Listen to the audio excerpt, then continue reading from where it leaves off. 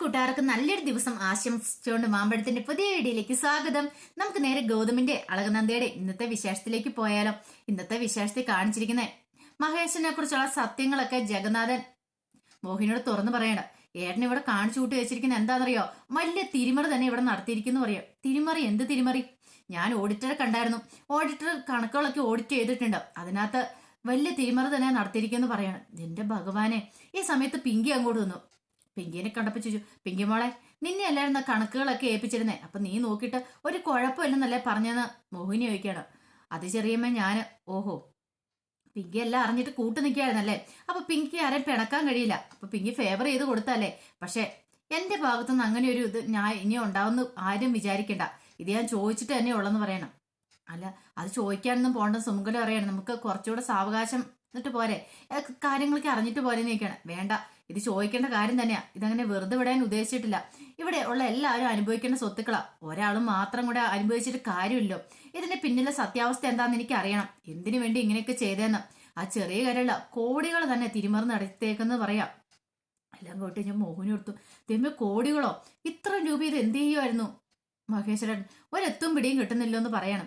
ഇങ്ങനെ പറഞ്ഞിട്ട് പോയി കഴിഞ്ഞപ്പോൾ സുമംഗല പറഞ്ഞു, അവിടെ നിൽക്ക് ജനതായിട്ടെന്ന് പറഞ്ഞ് പുറകെ പോകുന്നുണ്ട്. പക്ഷെ നിൽക്കാനായിട്ട് കൂട്ടാക്കിയില്ല. ഈ സമയം പിങ്കി ഇങ്ങനെ ആലോചിക്കുക, ഓഹോ, അപ്പൊ ചെറിയ തിരിമറിയൊന്നും അല്ല നടത്തിയിരിക്കുന്നത്. താൻ കുറച്ച് മാത്രമേ കണ്ടെത്തിയുള്ളൂ. പക്ഷെ അതിനേക്കാളും അപ്പുറമാണ് കാര്യങ്ങളുടെ പോക്ക്. ഇതങ്ങനെ വിട്ടിട്ട് കാര്യമില്ല, എന്തേലും ചെയ്തേ പറ്റുള്ളൂ എന്ന് പിങ്കിയെ മനസ്സിൽ കരുതുവാണ്. പിന്നീട് കാണിക്കുന്ന മോഹിനി വീട്ടിലെ ജോലികളെല്ലാം ചെയ്യുവാണ്. അടിച്ചു വാരുന്നു, പാത്രം കഴുകുന്നു. അപ്പൊ അടിച്ചു വാരിക്കൊണ്ടിരിക്കുമ്പോഴും പാത്രം കഴിക്കൊണ്ടിരിക്കുമ്പോഴത്തേനും പിങ്കിയും പവിത്രയെല്ലാം നോക്കി നിൽക്കുന്നുണ്ട്. ഇടയ്ക്ക് പവിത്ര പോയി ചോദിക്കും, അത് ഞാൻ സഹായിക്കട്ടെ അമ്മേ, മിണ്ടാതെ പൊക്കോ അവിടുന്ന്. എല്ലാവരും കൂടെ പണി ഒപ്പിച്ച് വന്നിട്ട് ഇപ്പൊ എല്ലാവരും സൂചിച്ച് കയറി ഇരിക്കുന്നുണ്ടല്ലേ എന്ന് പറയാണ്. നന്ദേന്റെ ഇടയ്ക്ക് അങ്ങോട്ട് വന്നിട്ട് കുറെ പാത്രങ്ങളും കൂടെ കഴുകാനായിട്ട് ഇട്ട് കൊടുക്കുന്നുണ്ട്. മോഹിനിയെ അങ്ങോട്ട് ഇഷ്ടപ്പെട്ടില്ല. മോഹിനി അറിയാം, 10 വർഷങ്ങൾക്ക് ശേഷം ആദ്യമായിട്ടാണ് ഞാൻ ദേഹം അല്ലെങ്കിൽ ഇത്രയും പണി ചെയ്യുന്നത്. അങ്ങനെ പണിത് മടുത്ത് മോഹിനി അവിടെ വന്ന് ഇരുന്ന് കഴിയുമ്പത്തേനും പിങ്കിയും പവിത്രയും അങ്ങോട്ട് വരുവാണ്. പിങ്കി വന്നിട്ട് മടുത്തോന്ന് ചോദിക്കണം. പിന്നെ മടുക്കാതെ, എത്രമാത്രം കഷ്ടപ്പാടുണ്ടെന്ന് അറിയാവോ? എനിക്കാണെങ്കിൽ അറിയാവുന്ന കാര്യമില്ല, ജോലി ചെയ്യുന്നത് തന്നെ ഇഷ്ടമുള്ള കാര്യമില്ല. പവിത്ര പറഞ്ഞു, ഞാൻ സഹായിക്കാന്ന് പറഞ്ഞല്ലേ അമ്മേനെ, അമ്മ സമ്മതിക്കാത്തല്ലേന്ന് ചോദിക്കും. ഒരക്ഷരം പോലും മിണ്ടരുത്.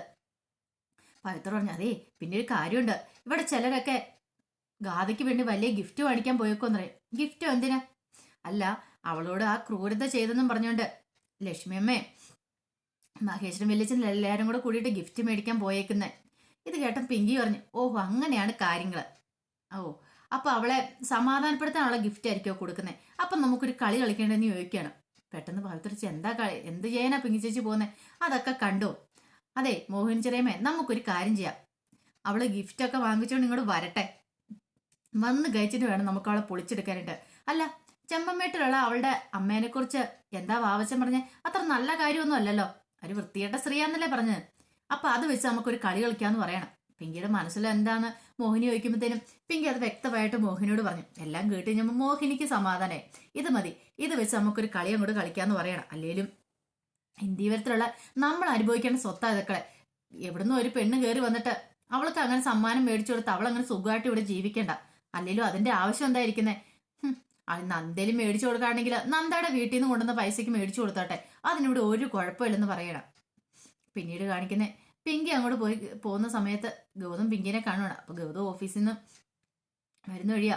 വന്നപ്പോഴത്തേനും പിങ്കിനെ കണ്ടപ്പോൾ പറഞ്ഞു, ഞാൻ കുറച്ച് ദിവസമായിട്ട് പിങ്കിനെ ഒന്ന് കാണണമെന്ന് വിചാരിച്ചിരിക്കുമായിരുന്നു. എനിക്ക് ഇച്ചിരി പ്രധാനപ്പെട്ട കാര്യങ്ങൾ സംസാരിക്കാണെന്ന് പറയും.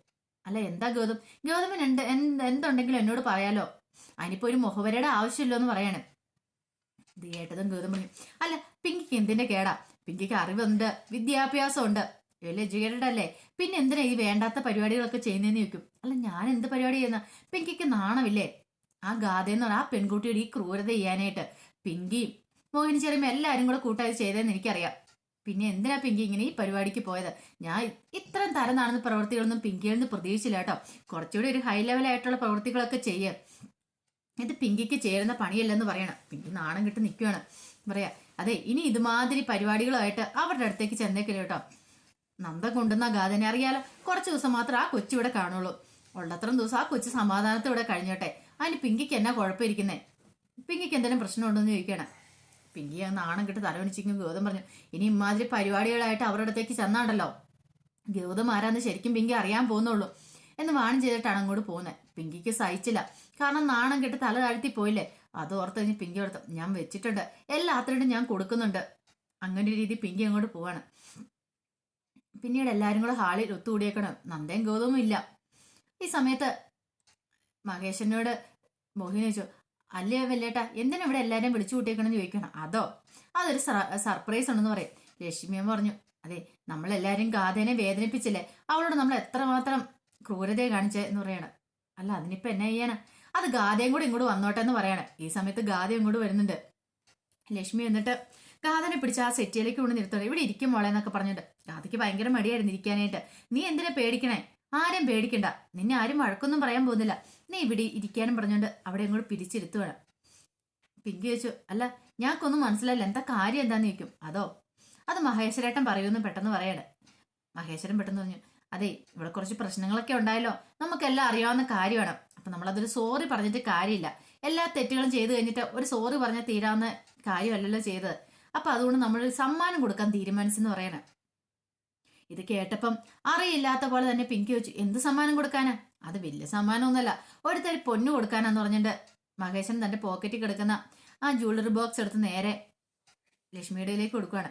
അപ്പൊ ലക്ഷ്മി അമ്മ അത് നേരെ ഗാഥയ്ക്ക് കൊടുക്കാണ്ട് തുടങ്ങുമ്പോഴത്തേക്കും പിങ്കി പെട്ടെന്ന്, അതെ അതൊക്കെ അവിടെ നിൽക്കട്ടെ, പൊന്നു കൊടുക്കുവോ എന്ത് വേണോ ആകാം, പക്ഷേങ്കില് അതിനു മുമ്പ് നമ്മളൊന്ന് പരിചയപ്പെട്ടിരിക്കണ്ടേന്ന് ചോദിക്കും.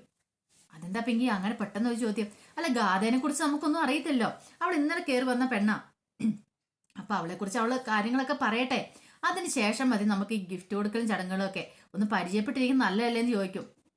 ഇത് കേട്ടപ്പം ലക്ഷ്മണേ അതിനിപ്പോ എന്താ കുഴപ്പം, ഗാഥേനെ പരിചയപ്പെടുത്തുന്ന തന്നെ കുഴപ്പം, ഗാഥേനെ കുറിച്ച് നിങ്ങൾക്കെല്ലാം അറിയാവുന്നല്ലേന്ന് ചോദിക്കും. പെട്ടെന്ന് പിങ്കി പറഞ്ഞു, അറിയാം, അവളുടെ അമ്മേനെ കുറിച്ച് അറിയാം, വാവച്ചൻ പറഞ്ഞു കേട്ടിട്ടുണ്ട്, അവളുടെ അമ്മ അവിടെ അറിയപ്പെടുന്ന ഒരു സ്ത്രീയാന്നുള്ള കാര്യം. പാവം ഗാഥയുടെ മുഖം താണിരിക്കുക. മഹേശനും ഇരുന്ന് വേർക്കാനായിട്ട് തുടങ്ങി. പിന്നെ അത് മാത്രമല്ല ഗാഥയ്ക്ക് അച്ഛനില്ലല്ലേന്ന് ചോദിക്കുകയാണ്. ഇത് കേട്ടതും ഗാഥ ഒന്നും മിണ്ടായിരുന്നു. അപ്പൊ ലക്ഷ്മി വെച്ച്, നീ എന്തൊക്കെയാ പിങ്കി പറയണേന്ന് ചോദിക്കുകയാണ്. അല്ല അച്ഛനില്ലാത്താണോ, ഇനിയിപ്പൊ അച്ഛൻ എന്ന് പറയാൻ ആ സ്ഥാനത്ത് ആരും ഇല്ലാത്താണോ എന്ന് ചോദിക്കണം. പറയാൻ പേരിന് പോലും ആരും ഇല്ലല്ലേന്ന് ചോദിക്കണം. ഗാഥയ്ക്ക് രണ്ട് കണ്ണുകൾ നിറഞ്ഞു വന്നു. മഹേശനാണ് കർണത്തടിയേറ്റ പോലെ ഇരിക്കുകയാണ്. ഈ സമയത്ത് നന്ദ അങ്ങോട്ട് ഇറങ്ങി വരുന്നേ. നന്ദ പറഞ്ഞു, അല്ല എന്താ അറിയണ്ടേ, ഗാഥയ്ക്ക് അച്ഛനില്ലെന്നാണോ, ഗാഥയ്ക്ക് അച്ഛനുണ്ടോ ഇല്ലെന്ന് അറിയാൻ അതാണോ ഇപ്പോഴത്തെ പ്രധാന പ്രശ്നം എന്ന് ചോദിക്കണം. നന്ദ ആ സമയത്ത് അങ്ങോട്ട് വരുമെന്ന് അവരാരും പ്രതീക്ഷിച്ചിരുന്ന കാര്യമല്ല. വന്നിട്ട് ചോദിച്ചു, പിങ്കിക്കാണോ ഗാഥയുടെ അച്ഛൻ ആരാന്ന് അറിയണ്ടേന്ന് ചോദിക്കുകയാണ്. പിങ്കിയുടെ മുഖം പെട്ടെന്ന് താണു. പിന്നീട് എല്ലാവരുമായിട്ട് നന്ദ പറയണേ, അതെ കൂടുതൽ ഇനി ഗാഥയെ കുറിച്ച് തികയാൻ ആരും പോകണ്ട, അവളുടെ അച്ഛൻ ആരാ എന്താണെന്നും പിന്നെ ഇതിനെ അതറിഞ്ഞിട്ടോ ഗിഫ്റ്റ് കൊടുക്കുന്നുണ്ടെങ്കിൽ ഗാഥയ്ക്ക് ആ ഗിഫ്റ്റിന്റെ ആവശ്യമില്ല, പറഞ്ഞു കേട്ടല്ലോ. ഇനിയിപ്പോൾ അവളുടെ അച്ഛൻ ആരാന്ന് കണ്ടെത്തിയതിന് ശേഷം മാത്രം നിങ്ങൾ ആ ഗിഫ്റ്റ് കൊടുത്താൽ മതി, വാ ഗാഥയെന്നും പറഞ്ഞ് ഗാഥനെ വിളിക്കുകയാണ്. ഗാഥ അവിടെ ഇരുന്നിപ്പം നിന്നോട് വരാല്ലേ എന്ന് പറഞ്ഞുകൊണ്ട് ഗാഥയുടെ കയ്യെ പിടിച്ചുകൊണ്ട് നന്ദ അങ്ങനെ അകത്തേക്ക് കയറി പോവാണ്. മുഖത്തടിയേറ്റവരെ പിങ്കി അത്രയും പ്രതീക്ഷിച്ചേ അല്ലായിരുന്നു. പിന്നീട് ഗാഥ എഴുതിട്ടും ഗാഥയ്ക്ക് അങ്ങോട്ട് ദേഷ്യവും അടക്കാൻ പറ്റുന്നുണ്ടായിരുന്നില്ല. പെട്ടെന്ന് മഹേശനാണെങ്കിൽ ഒരു നെഞ്ചുവേദന പോലെ തോന്നി. ലക്ഷ്മിയമ്മ ഓടിച്ചോണ്ട് എന്ത് പറ്റി മഹിയേട്ടാന്ന് ചോദിക്കണം. ഒന്നുമില്ല, നെഞ്ചുവേദനയുണ്ടോ, ഹോസ്പിറ്റലിൽ പോകണമെന്ന് ചോദിക്കണം. ഒരു പ്രശ്നമില്ല, അത് ചെറിയതായിട്ടൊരു വേദനയുള്ളൂ, എന്നാ ബാ നമുക്ക് ഹോസ്പിറ്റലിൽ പോകാന്നൊക്കെ പറഞ്ഞ് വിളിക്കുന്നുണ്ട്.